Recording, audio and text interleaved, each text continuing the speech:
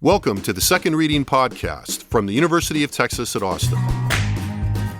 The Republicans were in the Democratic Party because there was only one party.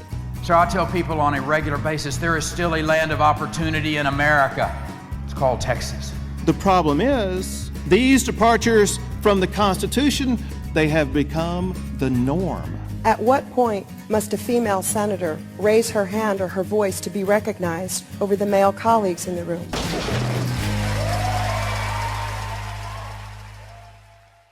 And welcome back to the Second Reading Podcast. I'm Jim Henson, director of the Texas Politics Project at the University of Texas at Austin.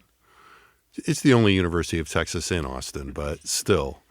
I don't know if the style guide still has "the" in it. Well, you don't want to be confused with like the University of Austin or any. Well, I have no, complaints about that per se. This started with Ohio State, and so I have a negative sort of vibe about it. But the Ohio State? The Ohio State, yeah. Yeah, well, anyway. I am happy to be joined by the UT Texas Politics Project polling team. My esteemed colleague, Daron Shaw, professor of government at the University of Texas at Austin. Thanks for making it in, Daron. Hello. Well, I'm not going to ask that question, but okay.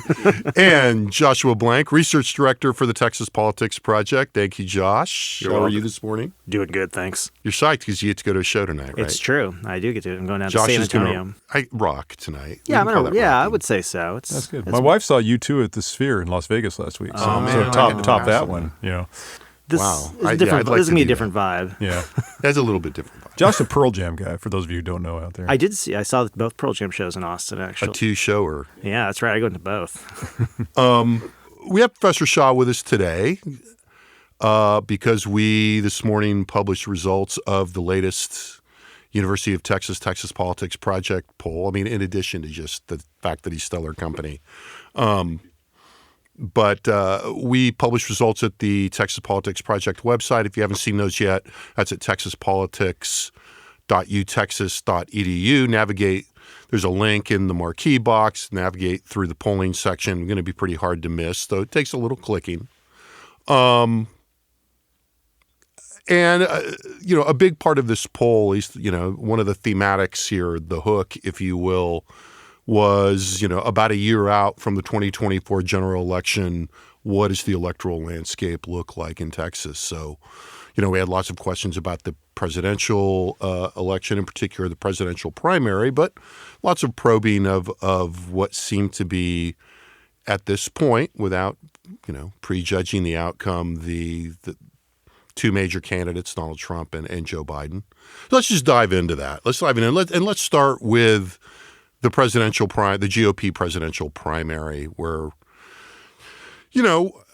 we found not too many surprising results on the surface of it, right, Josh? But I think when we drilled down, there were some interesting nuggets there that we'll unpack.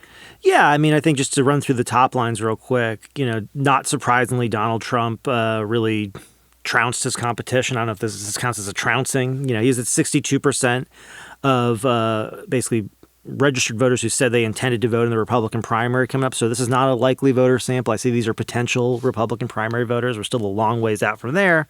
But even among that group, he almost got to 2/3 of Republican voters. He was followed in a distant second by Ron DeSantis at 13%, Nikki Haley at 7%, and then the remaining candidates were at 3% or less. I mean, one interesting thing is, at this point in time, everybody had an opinion. It wasn't as though there was a lot of people still kind of reserving judgment. Yeah, that was interesting. And we didn't, obviously at this early point, we didn't push or anything. So people did weigh in. No, and the thing is, look, when we talk about the Democratic Senate primary, you'll see people had no problem telling us they had no idea, right? I mean, not surprisingly, but these are, Trump's obviously universally known. DeSantis is very well known. I mean, we know from our prior polling that Haley, Pence, Tim Scott, a couple of these guys are also incredibly well known within the Republican electorate. And so that was sort of the top line piece of this. When we think about Republican primaries, we can see Trump's support get stronger as we go from sort of potential Republican primary voters to people who say they're conservative to people who say they're extremely conservative, which, again, bodes even better for him once we start to get into that kind of likely voter pool. We also we can go on into the other results around this. We asked about second choices. We also asked about candidates we wouldn't support. Do you want to go in that direction? No, let's drill in. I want to ask Daron. Yeah, so, you've been looking at a lot of Republican primary polling and a lot of primary polling generally in your various projects. I mean, what do you make of this? Well, there's a couple interesting things that we shouldn't neglect. The first is, we asked people, Texas is an open primary state. Are you going to vote in the Republican or the Democratic primary? And we got about a 12-point spread there. 47% said they intended to vote in the Republican and 35% the Democratic. And now you could say, well, there's a nominally competitive Republican primary and there's really no competitive Democratic primary at the presidential level, but the Democrats have a very competitive Senate race. Which one might have thought would draw some people in there. Well, the word that comes to mind consistently as I'm reading this is lag. The Texas electorate seems not to be engaged in a way that we see in other places. And that's understandable. We wouldn't expect Texas to be as on edge about the Republican primary as Iowa or New Hampshire or South Carolina. But Josh alluded to one thing, which is on the Democratic side, nobody knows who almost anybody is who's running for Senate. That's an indication that this thing has not heated up in any kind of serious way. And then the numbers in Texas are pretty consistent with what we see nationally, but they're not consistent with what we see in some of the earlier primary states. That is, what we have here is DeSantis is still the number 2 choice, but DeSantis has fallen away. Nikki Haley has sort of emerged as a 2A or 2B, with DeSantis being the other kind of second place finisher. But she's not double digits here the way she is in a lot of the other early primary states. So that's an indication to me that, even though Texas Republicans say, yeah, I'm going to vote in the Republican primary, it doesn't seem to me they're really paying attention at a level that you see in some of the other Republican primary states, which makes sense. Texas is a Super Tuesday state. There have been just a handful of visits to Texas, largely to raise money, as opposed to Iowa and New Hampshire. So there's not a lot of retail going on here at this point. Right. But I guess for the listeners, though, the question is, okay, well, what do I make of that? Does that mean that this is just going to kind of bubble along and Trump is going to win with, as Josh said, 2/3 of the vote? Or, will Texas follow if you see more appreciable movement in some of these other early primary states? Which is a contingent statement, right? I mean, at first it's got to happen, and then Texas has to follow. Well, I don't know. In response to that, I think one of the other items actually speaks to that in an interesting way, which is I think one of the interesting things about this is we also ask, again, these potential Republican primary voters, are there any of these candidates that you just wouldn't support? Yeah. Right? And we give them the option of, you can select all of them, all but one of them, whatever, and basically all but the one that you didn't select or what have you, right? And what's interesting about this, and this survey, it doesn't have to work this way, but 62% of these potential Republican primary voters said they were going to vote for Trump. 38%, which is 100 minus 62, just for those of you who, a little bit of math, said they would not be supporting Trump. Right. And that's interesting. Again, it doesn't work that way. It's not like all these add up where you say like, okay, for Ron DeSantis, 13% say they say they'd support him. 22% said they couldn't support Ron DeSantis.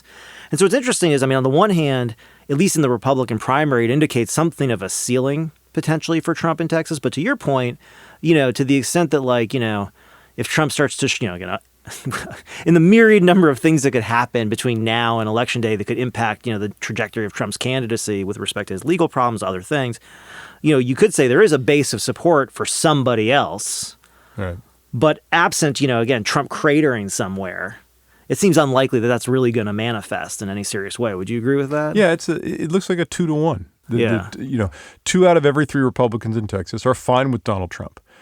But 1 out of 3 aren't fine with Trump. And they're sort of scattered amongst all these other different contenders right now. It's unclear whether the 2 of the 3 are just wholly committed to Trump no matter what happens. Josh, just for clarification, I think we asked everybody who would you not vote for? Right? Yeah, well, what do you mean? No. It was just Republicans. It was just the Republicans. It was just Republicans. Right. I'm sorry, because I was looking at the crosstabs and I thought I saw numbers amongst Democrats on those that. would be those. So because the filter on that is actually saying you're going to vote in the Republican primary, that probably represents the 3 Democrats who said, I'm going to vote. Yeah. Okay, good. So for those of you who dig down into the crosstabs, that's why crosstabs can be dangerous. That's just worth want to say noting. You want to do that. You want to make sure you have a partner. Right. Have fun, but don't hurt yourself. Yeah. Try to ask questions. Right. The other one who Christie and Pence also they're kind of the next 2 wouldn't vote for. Oh yeah, they're the top. They're the top 2. Right. Yeah. And then there's sort of there's those sort of 3 characters, and then everybody else, Republicans seem open to. It's like 1 in 5 might say like, not for me. Yeah, that's about right. Yeah. Unless you're Tim Scott, in this case, 1 in 10. Right. Which I found interesting as well. He is very I high. bought a lot of Tim Scott stock early on. I'm not sure if that's going to transfer well, but Yeah, don't tell your financial advisor about that as it's turning out. yeah. So I'm just going to ask the obvious thing, and Josh, you and I were talking about this earlier, and I'm honestly curious what you think about this. And we've talked about this on the podcast before, but I mean, it's really striking to see just how dominant Trump is in these numbers, even allowing for all the path dependency we might see in the future and the things that could change. But, you look at the media coverage of Trump and Trump's public image in the last month, and what do you see?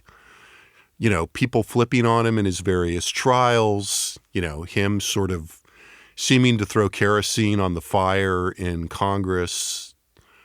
And, I don't want us to have to go through the usual, okay, well, the guy's Teflon, whatever. But I mean, is it wrong to be a little struck by the fact that he still exerts just such powerful gravity in Republican politics? Yeah, well, we all remember the statement that Trump made. I'm paraphrasing, but I could shoot somebody on Fifth Avenue and, wouldn't lose any support. And that struck us at the time as having a kernel of truth. And as time has passed, it's more than a kernel. And I think it reflects a couple things. The first is that when you rise to power by articulating a critique of the system, that the system is rigged, the system is biased, then everything, and if your supporters are amenable to that critique, they believe that they critique, invest in it, right? Like voting for you a couple of times. Then you right? have a ready-made explanation for these misadventures or illegal activities or investigations, which is this is the system lashing out at me because I'm the one who's trying to take it down. And I do think that's a big part of it. The system is seen as corrupt, and not just Republicans, obviously, but Democrats. And Trump has primed people for that. And everything, I think, is seen through that lens. And then the second point, which is really related to the first, is that both the Democratic backed investigations and the media's kind of portrayal of Trump have fed that narrative. And if we've talked amongst ourselves early about the four major kind of investigations, right? Sort of in order, the Manhattan District Attorney investigation into campaign finance, right? Then the files, White House files that were taken when Trump left, then the January 6th investigations, and then the Georgia cases. And I've always kind of thought that those are important in reverse order in some ways, right? Yeah. Not January 6th and the Georgia investigation are, related, obviously, but they led with the Manhattan investigation, which I think to a lot of people seemed like, what is going on? It makes here? the reaction to the others being like, oh, and another one. Here's another one. Yeah. Right. And that's not to blame the messenger but it is to say that if you think of this thing as a piece, that first one, which sets the tone for the kinds of investigations that are going to occur. And of course, this comes on the heels of an impeachment after he had left office. Right. Republicans, I don't know if you say could be forgiven, but it's not as surprising, the reaction you get. It's not to excuse it. It's not to say that, we don't have a problem. It's not to say that in the data, we don't see, lots of people, including independents, who do take these things seriously. Yeah. And I think ultimately provide a cap on how well Trump could possibly do in Texas, right? That's there, but you're right, Jim. The main thing is like, my gosh, this guy's still completely dominating the Republican primary. He's up, 7 or 8 points on Biden in Texas. He's actually got a larger lead than, he ended up carrying the state with last time. So, that's all here. And he, to move to a next little chunk of the data, I mean, as you say, not surprising in the head-to-head to Biden what those numbers look like. Very much. Yeah, no, I mean, it was pretty comparable to where we polled Trump and Biden in October of 2019, right? I mean, so if we go back to the last election, that's about the spread. I would also say, in terms of the gap to where it ends up, we expect polling. I mean, in some ways, this is a return to kind of the historical norm in some ways, where we expect the Republican candidate to have somewhere in the neighborhood of, it used to be a bigger lead, right? It used to be like 14, 15 points. And then as the election day would come, maybe it'd be 10 or 12. Now it was, sort of like it used to be 10 or 12. Now it's like, maybe maybe 9-11, and then we think that might shrink, as we get towards election day, potentially, obviously dependent on everything else. But in some ways, it's a return to normality in some sense to see this kind of a gap in Texas, right? I mean, which to your point, Jim, is actually kind of interesting. Which so this is normal, right? Yeah, and and again, I don't want to seem all like my hair on fire about it, but I mean, it's worth pausing, I think, and kind of going, this is a little strange. I mean, it's a little it's a lot unprecedented. Yeah, right? And that's and again, I sort of agree with all of your explanation for it, and I think it's not like there's not a precedent for it in the polling we've done before. Well, and if you think about, another topic we talk about a lot in here, we talk about negative partisanship, a lot here. And I mean, you can't ignore the fact that, you're talking about him running against an incredibly unpopular president, especially with Republicans, but also just kind of overall in Texas. And so, I mean, one of the things I think it's sort of interesting in this set of results when you kind of put it together. And can I move to the trial ballots a little bit? Yeah. That's where I wanted to go. Great. Which is, so on the one hand, we're saying, okay, so if you look in the Republican primary electorate, about 2/3 say that they'd be supporting Trump. About 1/3 say that they would not support Trump. Now, however, when you get to the general election matchup and you say, well, what if he were running against Joe Biden? Over 80% of Republicans say they would support Trump. And just to be clear, 3% say they would support Biden, which is basically zero. And the remainder are kind of holding out. Now, look, are those people going to go and start supporting Biden? No, but what's interesting about what's in these results also is that Trump performed significantly better against Biden than the other Republican candidates we tested. And that's not because all of a sudden, Democrats support waivers. It's because Republicans support waivers for all the other candidates. So even though there's this sort of large share of Republicans who say, I don't think I could support Trump in the primary. In the general election, it's a very small share. And in fact, they're reserving a lot more judgment for the other Republican candidates. And so what we see is basically Biden running even against DeSantis, against Ramaswamy, against Haley, against Scott, against Pence, running a little bit ahead of Pence because Republicans have such negative views of Pence, not because of any difference in support among Democrats for Biden. So, I mean, this is one of the things we talk about a lot, which is, what do campaigns do? They're going to galvanize the party. They're going to remind people why they're going to Republicans. And also, just because, some Republicans might have reservations about Trump does not mean they're about to turn around and vote for Joe Biden. And I think that's clear in these results. Yeah, I think, look, in the marquee head-to-head matchup, it's Trump 45, Biden 37, an 8-point spread. And if I were, on the Democratic side, I'd say 45%. I mean, that is significantly underachieving, for a Republican candidate in Texas. And we have talked previously about Trump running about 5 points. Would you guys agree? About 5 points lower than top line kind of popular Republicans in the state of Texas. Yeah, give or take a point or two. Right, yeah, sure. Yeah, so, we haven't called it the Trump tax, but pundits speaking of this phenomenon nationally have talked about. I wouldn't call it a tax in Texas. But well, but I've never thought that Trump's rhetoric was particularly well suited to Texas. It's better suited to Wisconsin and Pennsylvania and Michigan and those states because the sort of less well educated white working class that exists there, the populist rhetoric plays really, really well. Here in Texas, there's that element of the party, but that element of the party is also kind of bound up with social issues in a way that makes them a little less kind of enthused about Trump. But two things I would observe about that, having made that argument or made that statement about sort of where Trump is compared to the others, all the Republicans, as Josh mentioned, are running, in the mid to high 30s. Biden's basically at 35, 36% against everybody. And the Republicans of the Haleys, the Ramaswamis, the DeSantises, et cetera, DeSanti, are running in the mid to high 30s because they haven't consolidated Republican support. Now, the question then, long term, I think this is not just a Texas question, but a national question, is if you don't have Trump, what are the two things? Do Republicans rally around the Republican nominee? My answer to that is absolutely yes. There's almost no question they would rally around a Tim Scott or a Nikki Haley, right? If you're talking about a Pence or Christie, then, but since we don't think that's going to happen, you have to worry about that. So I think the consolidation of the Republican vote, but underlining them, the fact that we're not worrying about that is actually telling. Yes, right. Yeah, exactly. Then there's a secondary question, and that is, okay, so the defection isn't an issue, but are they mobilizable? Are they going to turn out like they would if Trump were the nominee? And what we see in the national polls is there's about a 20-point gap in terms of enthusiasm. We asked in the Fox poll, how important is it for you to go cast your ballot if the election is between, and one was Trump and Biden, and the Republican numbers in that context were in the high 80s. And then we asked if it was Biden versus Haley, and the Republican numbers were in the high 60s. But are the Democrat numbers stable? The Democratic numbers are a little higher with Trump.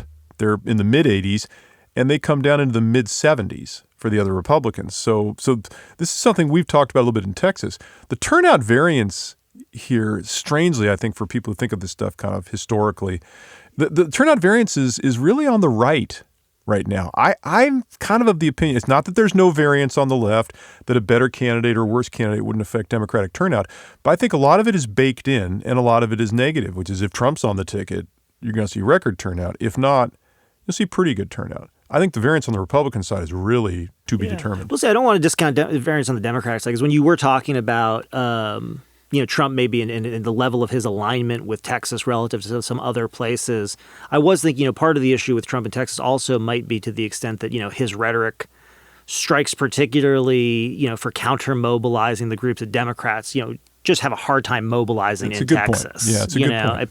It just provides ready-made, messaging and ads and all that kind of stuff. Again, with the groups that really Democrats have had a hard time mobilizing, young people of color especially, and we did see again record turnout, which was marked by record Democratic turnout last time, but also matching record Republican turnout. Right. I mean, that's been one of the tales here, right? Is that when Democrats have shown some signs of being able to inch towards and actually delivering on, the mythic mobilization of Democratic non-voters, we've seen Republicans, make efforts, sometimes as in 2018, kind of at the last minute and have something of a panic mode, being able to go and say, hey, there are, Republican non-voters too, but we got to go get them. Yeah, and if you talk to Republican operatives and you talk to them regionally about West Texas and the Panhandle, those are places take a drive out there and look at all the Trump signs on the ranch houses and stuff. It is really remote. It is not Houston. It is not Dallas. And,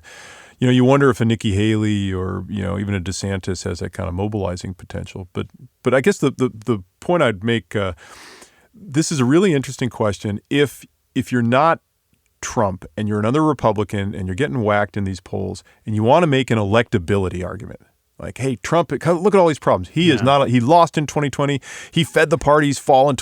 Okay, but he's beating you all on the trial ballots. Yeah. He's running stronger. Now, I actually think if you look under the hood a little bit and you see the numbers with independents and you see the opposition to Trump, but that's a complex professorial argument to make. Right. And what you'd want if you're Haley or DeSantis is, hey, I'm beating Biden 50-42 and Trump is tied. And we don't have those numbers. It's one thing to make that argument in Iowa or New Hampshire.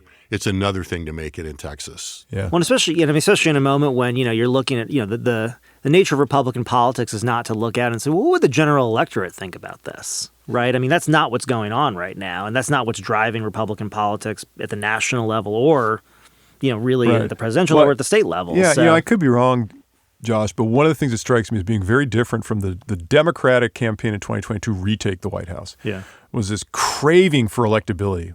I don't care who you give me as long as they can beat Trump. Right. Yeah. And I don't get that sense on the right. I don't get the sense the right is as hungry to get Biden out as the left was to get Trump out in 2020. They would like to beat Joe Biden, but would they sacrifice their sincere preference to achieve that? I'm not so sure. Yeah, or do a significant share. I mean, look, I was watching something with Trump this morning, basically, saying at an event, to Republican voters, you don't even vote, it doesn't matter. Just watch what's going on, and sort of people speculating why anyone would say that, Yeah. And the most cynical version say, well, if you're not going to believe the outcome, the results of the outcome anyway, then, what difference does it make? You can kind of build this in, and that's the sort of thing here. I mean, the overarching context of what you're describing is, severe distrust of the whole electoral system and the ability to actually aggregate votes reasonably, right? The other thing, Jim, before we move on, go ahead. And maybe you all like to take a whack at this, but people are going to go to the data are going to notice the very high number of others or else responses in the ballot questions. And part of that we should advise our listeners and readers that part of that is because when you take the polls we give it, that is an option. It's not Right. We don't say, hey, or somebody else. Yeah, we're not you know. mentioning. Yeah, or Right. there's somebody on there that was just too small. Right, We're but not it mentioning is an option, Yeah. and a lot of people check that box, and in particular, if you're looking for a reason why these non-Trump Republicans ran so mediocrely against Biden, it's the Republican numbers. Yeah. A number of Republicans choosing other or else are really off the charts. Right, so we're and I think that's an interesting characteristic of all this. Yeah, right. And I mean, we could. I think it's you could say like, well, maybe that's reflection of support for Kennedy or support for Cornel West, or I think in a lot of ways it's two things. It's I don't think either. Yeah. Of those. Yeah, I think it's really like One could There's a say hidden that. Cornel Right, West yeah. vote in Texas. I don't think there's a hidden. one Kennedy could vote that argue, much. Yes, incorrectly. but your point is well taken. Yeah. And I think Yeah. since it's disproportionately concentrated on the right, I think it reflects partly Trump supporters who are like, well, if it's Haley and Biden, I still want Trump. Yeah. And then part of it is just dissatisfaction with, both candidates, both major, and a cheap way of registering your sense that the system is broken. Yeah, and at some distance from the election, Right. To be Yeah, fair. I think that's important Because we too. keep saying early, everything is exactly. like early soundings. Well, and I think it's Yeah. important. I mean, we just have to acknowledge here. I mean, these are some. I mean, DeSantis in particular is very well known. Scott is pretty well known. I think the last time we checked in, I think he had name ID around 50%, which was pretty high for again a senator from a very different state, right? But I think you have to. The context of this is you have between Trump and Biden, two universally known candidates, and then in the remainder you have Biden and somebody who's going to be variously known even among the Republican electorate. I want to go backwards and forwards at the same time. So I want to go good. backwards to hit this point of, what the mobilization environment is going to be like as we get closer to the general election. But I want to look at the Senate race through that lens. And so, do you see, and look, I mean, I think the answer to this is, as you already said, Daron, there's just not a lot of awareness of the Democratic primary race yet. But as you look forward and we consider Ted Cruz and we consider what seem to be the two front-running candidates here in Congressman Colin Allred and State Senator, at some extent behind Allred right now, State Senator Ron Gutierrez. I mean, is there, what are you seeing at this early stage, granted, in the ability of that Senate race to be material to the political landscape and to political efforts as we get closer to the general election? Yeah. I think, the number we cited earlier is consequential, which is the percentage of people saying they're going to vote in the Democratic versus the Republican primary. And maybe that number goes up as, perhaps the Trump lead persists and people don't see that as being a particularly entertaining contest, and, money gets spent on the Democratic side, and that, race kind of catches up a little bit. But you're still talking about, I think, a top end, maybe 40% of, and in this case, registered voters who say they intend to vote in the Democratic primary. The enthusiasm numbers we registered in this cycle, I mentioned, when Trump's on the ballot, everybody's interested, everybody's motivated. But when we ask how enthusiastic you are about participating, the 2019 poll we ran, same time, 2019, 50% of voters said they were extremely enthusiastic. October 2023, 39%. Right, so that's obviously an 11% drop in enthusiasm. So I think that reflects just the general, God, can't we do better? And that drop was apparent amongst both Democrats and Republicans. It wasn't like it was one or the other. I mean, it was everybody. Right. So now, having said all that, I would love to be in Allred's position right now. We're clocking him at 40, little over 40%, 41% have heard of Allred. Josh, what's the number amongst Democrats? It's about that. I mean, this is among the people who said they'd vote in the Democratic primary. Okay. All right. And then, 59, 60% said they haven't heard of him, right? So 2 out of 3 have heard of him. That's significantly better. I think Gutierrez is at 70% haven't heard of. Everybody else on the Democratic side is upwards of 84% have not heard of. Mm-hmm. Yeah. That is an enormous, lack of awareness to overcome. As we say, the analogy is you're shouting in a crowded cafeteria. You're going to have a lot of presidential noise, and you're going to be trying to grab attention as a Texas, Democrat running in a Senate race that, I know it's been targeted, but I don't think it's considered one of the top 5 or 6 Senate races. It's sort of the well, best you know, where Democratic. I was looking at a list the other day. I was kind of canvassing some of the lists of these Senate race, just thinking about this. And what you usually see is Cruz like on the list, but what I would honestly say on the bubble. Yeah. Right. And I don't know if that is, wishful thinking, both in terms of sentiment towards Cruz and or, there's a desire among analysts and certainly in the press, to have as many competitive races as you can to talk about and write about. And I don't know about that. But there is this sense, I think we talked about this after the last poll, that Cruz's position is kind of bubbling on the edge of this, and I think in part it is a certain, antipathy among the pundit class towards Cruz, frankly. But it is also that, Cruz has created some problems for himself that seem like unforced errors. Yeah. Right? I mean, before Josh kind of says something intelligent about this, I'll say one more thing. And We'll that's, see. I mean, if in the actual ballot, Democratic ballot question, we've got Allred at 21, Greer's at 10. Mm-hmm. But we've got 34% haven't thought about it enough, don't have an opinion, 12% don't know. Basically, let's just take that as 50%, saying they're really not registering an opinion at all. So double Allred's numbers. Oh, nice. I love when you do this. Go to 42 or 43, right? Say, okay, let's assume that as people get informed, these candidates are going to grab their proportional share. All right, well, that puts Allred at 42, which is great. He makes the runoff, but he does not avoid the runoff. Right. And that's a complication, right? If you want to, as Jim says, if you want to set your sights on Cruz, well, I got to try to win outright on March 3rd. And then if not, the runoff is in May, I believe, right? It's not just 6 weeks later. It's significantly later than I think that's right. This cycle it again. typically is. Yeah. And so you got to, I'll use the term waste a lot of time. That's not quite fair, but you got to spend a lot of time. You got to spend a lot of time and a lot of money. And that's not something that O'Rourke had to do in 2018. The presidential is going to suck up a lot of the oxygen in the tent. So while I would like to be in Allred's position to win the nomination based on these numbers, it's tough. Jim, you're right. I mean, I've seen the same rankings. You always see Texas and Florida as the 2 seats that Democrats are going to target out of the top 10. Yeah. Right? Top 10 Senate seats.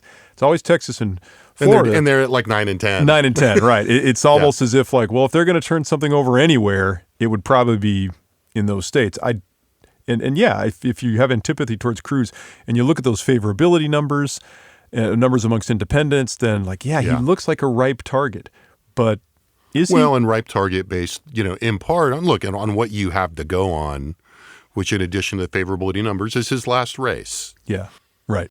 Yeah. I mean, I guess I'll just make a couple scattered observations related to this conversation. I think to the Cruz point, you were asking about mobilization. And I think what you said is sort of how I view it. I'll just add one piece to that, which is, Cruz is, a counter mobilization dream to some extent, right? I mean, I think, as we get into the winter and kind of see what happens with the grid and all that kind of stuff. I mean, he does have, a fair amount of history that I think is pretty easy to dredge up. And I think that's one of the things about Cruz in particular. He's spoken on every issue that's happened and is on record. I mean, unlike a lot of people who really avoid doing that kind of thing. And so I think that in of itself provides, mobilization. He's creating potential. a lot of work for interns and campaign workers. Someone's got to go listen to all those podcasts. All those podcasts, right? Transcribing. not to throw, people in glass houses. But you're right. But you're right. I mean, the notable thing about Cruz was, there's a turning point in Texas where independents kind of got, are usually negative towards everybody, but they were marginally Republican here and held, pretty marginally Republican attitudes on a lot of issues. And then you start to look at Cruz's numbers just tanked during the 2018 election with independents. And I think you say, what made that race closer? Well, high-quality Democratic candidate and independents with a really negative view of Cruz for the most part. Another piece of this I think that's important is Cruz's numbers among Republicans are stellar. Yeah. I mean, you cannot discount how strong Cruz runs among the state's majority party voters. He does, basically I would say it's Trump, Cruz, Abbott in that order, probably most consistently. I mean, maybe Cruz and Abbott sometimes trade spots. And Cruz move, they can trade. Close. They can trade spots, but they're pretty close.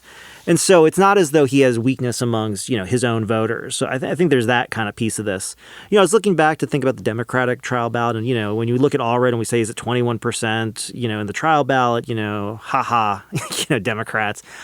But the thing is, you go back and look at prior polling, and you look at where MJ Hagar was, you look at where someone like Mike Collier was, and all these people kind of at the same time in their cycles, and on their trial ballots they were sitting there at like 17%, 12%, right?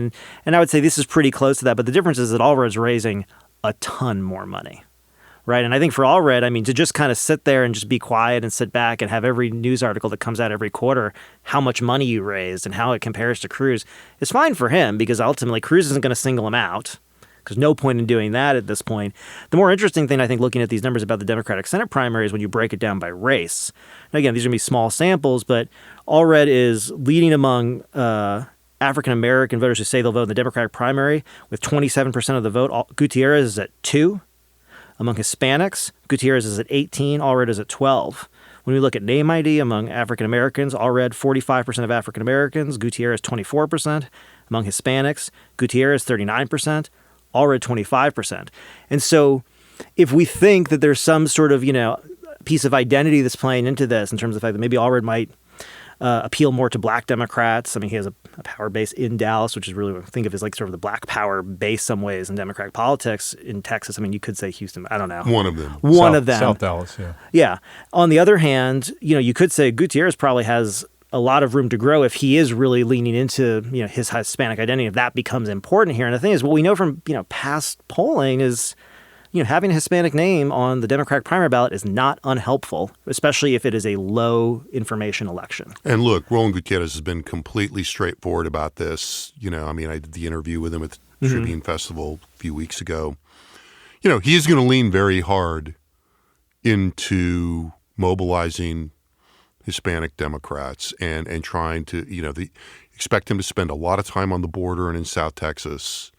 And so I think, as you guys have described it, his campaign knows this. Yeah. The Allred campaign knows this, because they're not saying anything about him, that Gutierrez is an underdog in this race. He's not been particularly successful at raising money this far, as you guys, have both kind of implied or said. But there's something interesting that's brewing in that race, and maybe it doesn't happen, right? But if you wind up going into, say, January, February, and Gutierrez, as you were saying, Daron, gets enough traction to drive this into a runoff, all of a sudden it's a very interesting kind of dynamic for Democrats. Yeah. It's because you haven't seen, it's been a while since we've seen I'm trying to make sure I'm thinking about this correctly, but a Hispanic statewide candidate in a race like this on the Democratic side.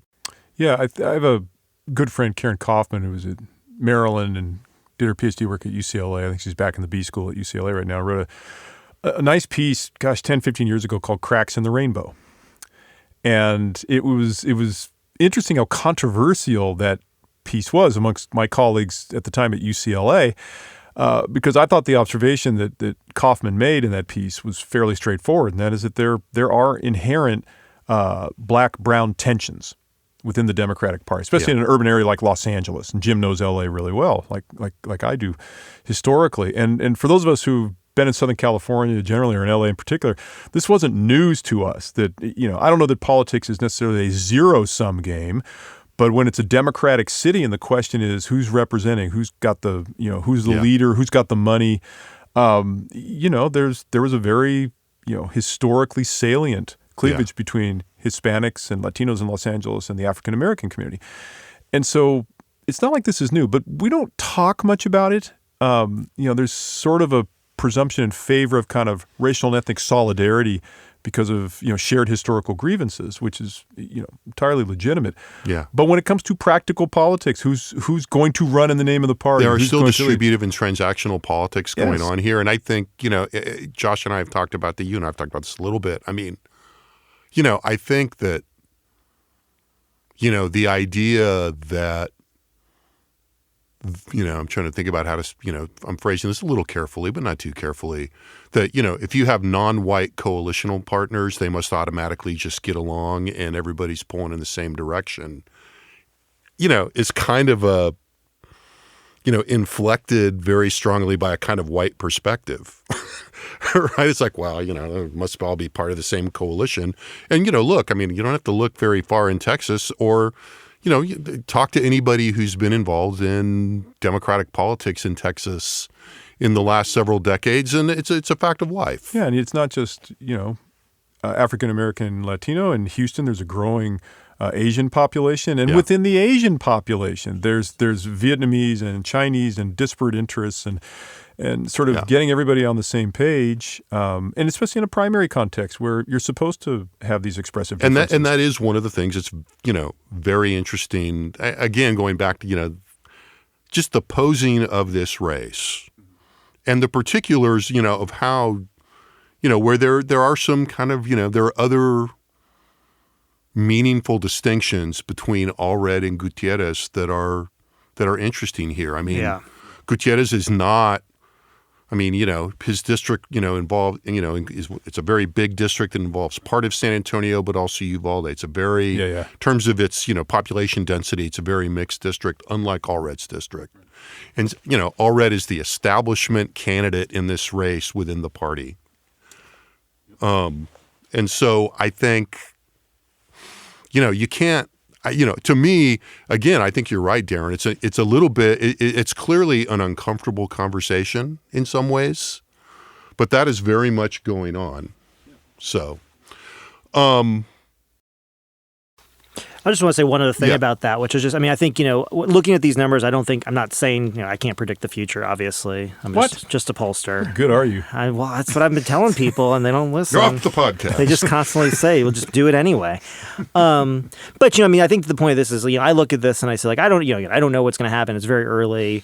I think Allred is in the catbird seat here. I mean, look, what I've been saying, and I think this is true, so I'm going to say it again, which is, I think he was indicated to him before he ran that he was going to be well-funded, and he has been well-funded. And it seems like that's the one thing that he's definitely hanging his hat on early in this candidacy, and we'll see how long that carries and what he does with it, all that kind of stuff. However, if we do get to the primary and Allred sits there and gets 41%, 42% of the vote, Gutierrez comes in with 20, 30% of the vote, that runoff is going to be real interesting. And I would say it's not one of those things where it's not going to, it would be surprising if that was like a statewide campaign where they're trying to hit everybody. You could see them trying to mobilize very different groups of voters. And it's going to be it would be very interesting, again, for having watched this for a while.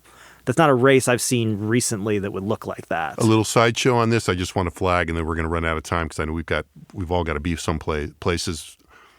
It's going to be interesting to see how very recently party switched black mayor of the Dallas area plays into this. Yeah. Yep. Put a pin in that one. Another wrinkle. Put another wrinkle. Put a pin in that one. That's a good way to. All right, we'll do very quickly so we can get everybody to the stuff they have to go to. Daron, what else is in the poll that you notice that you want to flag for people? Well, I'm always interested in the economic numbers, and we spoke of. We mentioned affective partisanship. I'll throw out another PhD word or PhD phrase was motivated reasoning. Oh, I love motivated reasoning. I love motivated reasoning. Yes, I used that over breakfast. I was going to say that was morning. Yes, that watch was me pumping my fist. But that's our house. That was Josh's nickname in high school on the soccer team. I'm just going to think about that. I'm not going to respond. But the motivated reasoning in this poll is people's evaluations of the economy. If you look at, because we offer a variety of measures of this. We ask, how do you think the national economy is doing compared to a year ago? How is the Texas state economy? How are you and your family doing financially? And the partisan divide on these things. Well, first of all, only Democrats think, you go to the independents and Republicans, and you ask them, is the economy doing much better, national economy, than it was a year ago? And there's literally zero independents who say it's doing I think that's right, actually. much better than it was a year ago. But a good chunk of Democrats say the economy is doing better. National economy. When you go to Texas, Democrats are much less enthusiastic about the Texas economy. And for obvious reasons, the Republicans are in charge of the Texas economy. And so the Texas economy apparently is lagging considerably. And I'm pointing out the Democrats, but the motivated reasoning is obvious on both sides. Because you could flip it in the views of Republicans. And Republicans think the Texas economy is doing okay compared to the national economy. Independents, by the way, across the board say, no, the economy is terrible. The Texas economy is bad. The national economy is bad. So, thank goodness for our independence in that regard. I guess so. And then, take a look at the financial numbers. How are you and your family doing? I would suggest it bodes poorly for the Bidenomics messaging. However much you talk about job growth, et cetera, those how are you and your family doing? That's not a macro assessment of Joe Biden and Bidenomics. That's how are you and your family. The numbers are not good here for a party seeking to win back the White House. Josh? I was going to do something about leadership in the Republican Party, and I really do suggest you go and look at the job approval numbers that we have both for state, basically state level leaders, but also some of the national leaders. We tested job approval for all the leaders in Congress, including McCarthy, outgoing. Mitch McConnell numbers are very interesting. But I just want to point something out still about the 2024 stuff. We asked about a bunch of trait questions about Biden and Trump, whether they have the temperament to serve effectively, whether they're honest and trustworthy. And we added one to this, which is whether they'd be too old to serve in 2025. And first of all, Biden scores significantly worse than Trump on this. 69% of voters say that he's too old to serve in 2025 compared to 37% who say the same of Trump. A majority, 54%, disagree that Trump is too old to serve in 2025. But the real stinger on this is that the majority of Democratic voters said 52% that said that Biden was too old to serve in 2025. 58% say the same of Trump. Among Republicans, there's no problem like this. 52% disagree. 75% disagree that Trump is too old to serve in 2025. 81% think Biden's too old. So this is an asymmetrical argument. I mean, even though they are both old. Trust me, I would say so. They're both very old. But when you look at sort of the way that voters are reacting to this, Democrats have really taken on this view that Biden is the one who's too old and don't necessarily feel as strongly about Trump, or at least Republicans don't feel that way. So that's sort of just sitting out there. Yeah, no, I think that's, I think, there's a big, the discussion of the age of both the candidates has kind of ebbed and flowed, almost from the day Biden was elected, really. Yeah. And I think there's a desire among Democrats to say, look, this is just a media construct. This is not real. And you know what? It's real. Yeah. I don't know if it's going to matter or not, because of some of the forces of negative partisanship and polar, blah, blah, blah, blah.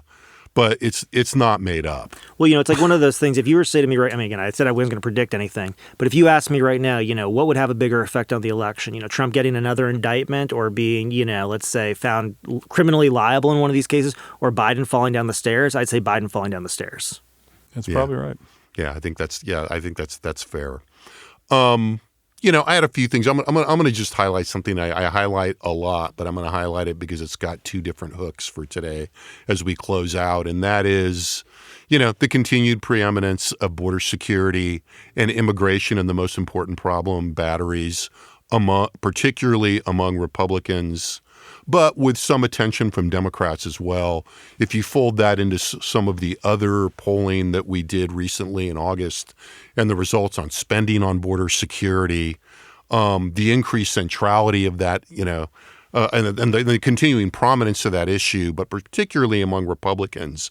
As we're sitting here today, the Texas House of Representatives is looking at, I think, 3 bills on border security and immigration that are all clearly tailored to appeal primarily to Republican voters, but while they'll be fought by the Democrats on the floor, are not going to, probably alienate as many Democratic voters as one might think. And we've been talking about independence, immigration and border security, then the salience of the issue, still an area where these largely disaffected independents that right now kind of hate everybody and everything still look at immigration and border security and look more like Republicans. And as we talk about that electoral environment in that Senate race, whatever is going on in the presidential race, and there will be a lot of border security politics, whoever is running for president, that is going to be front and center in the Cruz campaign's campaign in Texas, whether the opponent is Allred or Gutierrez. Or someone else. Right? And so, the centrality of this, it's a little like the Trump Teflon thing. I think we're so familiar with it that we just kind of go, border security, immigration at the top of the MIP again.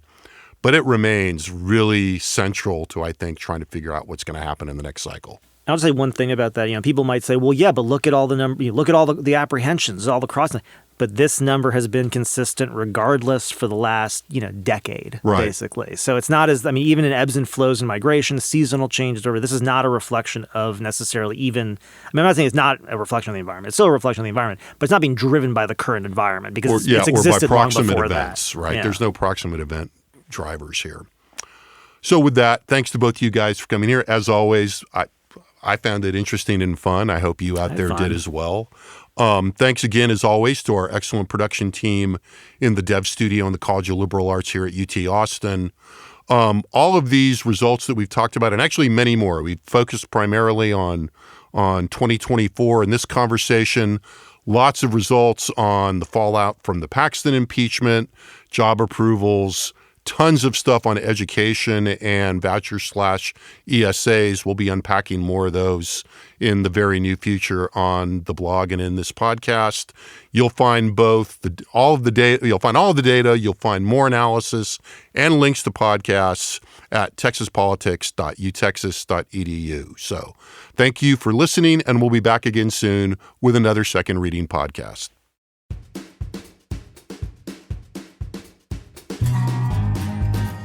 The Second Reading Podcast is a production of the Texas Politics Project at the University of Texas at Austin.